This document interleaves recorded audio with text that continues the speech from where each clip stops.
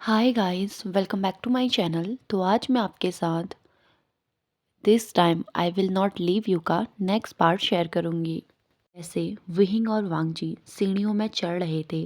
वो दोनों सोच रहे थे आज नहीं तो कल उन्हें चीज़ों के बारे में बात करनी होगी।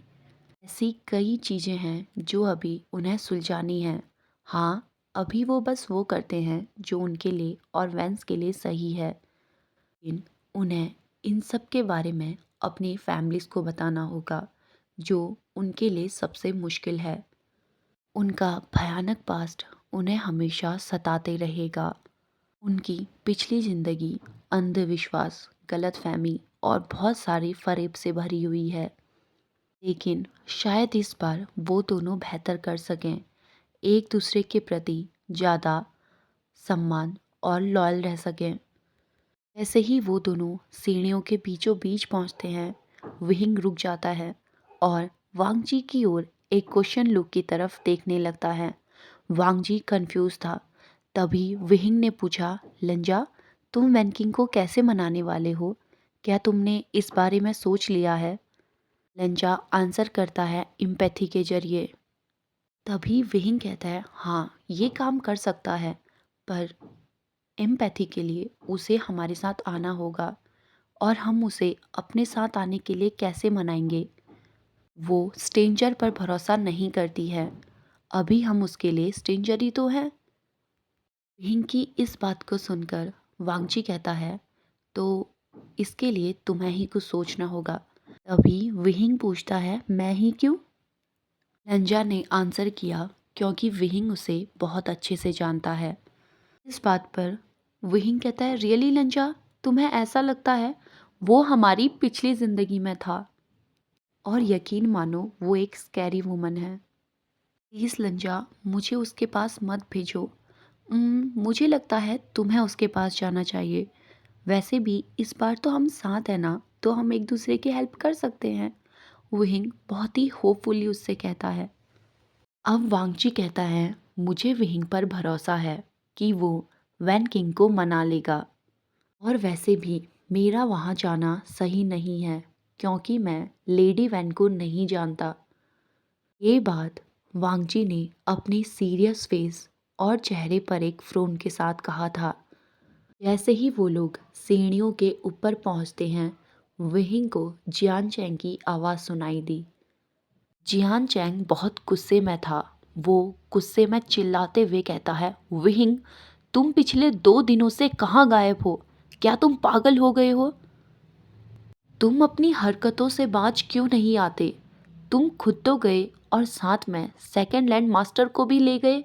क्या तुम्हारा दिमाग खराब हो गया है? विहिंग कुछ कह पाता, तभी जियानचंग फिर से गुस्से में कहता है, तुम्हारी वजह से पिताजी को यहाँ जल्दबाजी में आना पड़ा। तभी विहिंग ने उससे पूछा, क्या सेक लीडर जियांग यहाँ है? पर क्यों? तभी जियानचैंग गुस्से में कहता है, तुम ये पूछ रहे हो कि क्यों? तुम सुबह उठे और 2 दिन के लिए गायब हो गए, तो पापा क्या करते? पापा की छोड़ो, अब ये बात मॉम को भी पता चल गई है। याद रखना, वो तुम्हारी खाल उधेड़ देंगी। जियानचैंग की ये वर्ड वांगजी भी सुन रहा था। जैसे ही उसने ये सब सुना, वो गुस्से में जियानचैंग को ग्लेयर करने लगा और उसने अपनी तलवार को भी बहुत ही टाइटली पकड़ लिया था। जियानचैंग के चिल्लाने की वजह से सभी डिसिपल उसे ही घूर रहे थे। जियानचैंग के लास्ट वर्ड से न जाने क्यों विहिंग की बॉडी में भी शिवर हो गई थी। यूजुअली वो जियानचैंग को मनाने के लिए उसके कंधे में हाथ रखता, लेकिन आज वो ऐसा नहीं करता है। उसने जियानचैंग से पूछा, क्या सेक्ट लीडर अभी भी यहाँ है? जियानचैंग गुस्से में कहता है, हाँ, वो मास्टर लैन के कार्यालय में है। याद रखना, वो इतने ज़्यादा गुस्से में है कि तुम्हारी खाल उधेड़ देंगे। क्या तुम थोड़ा सा बिहेव नहीं कर सकते? तुम क्यों हमारे सेक्ट को हर बार नीचा दिखाते हो? क्यों हमें और सेक्ट के बीच में बदनाम करते हो? विहिंग इससे ज़्यादा नहीं सुनता और सेक्ट लीडर के कार्यालय में जाने लगता है। जियानचैंग और वांगजी भी उसके साथ कार्यालय की ओर चल देते हैं। जैसे ही वो दोनों ऑफिस के बाहर पहुंचते हैं, उन्होंने नॉक किया और वेट किया जब तक अंदर से उन्हें नहीं बुलाया गया।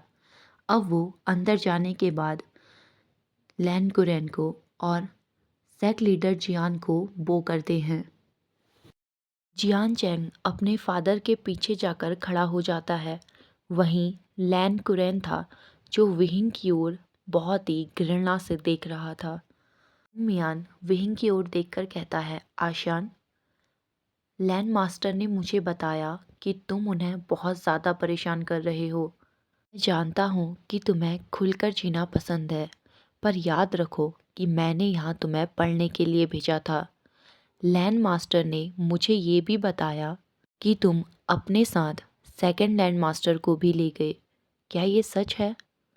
आशान, इस बार मैं तुमसे बहुत ज़्यादा डिसअपॉइंटेड हूँ। मुझे नहीं लगा था कि तुम इतने ज़्यादा लापरवाह हो।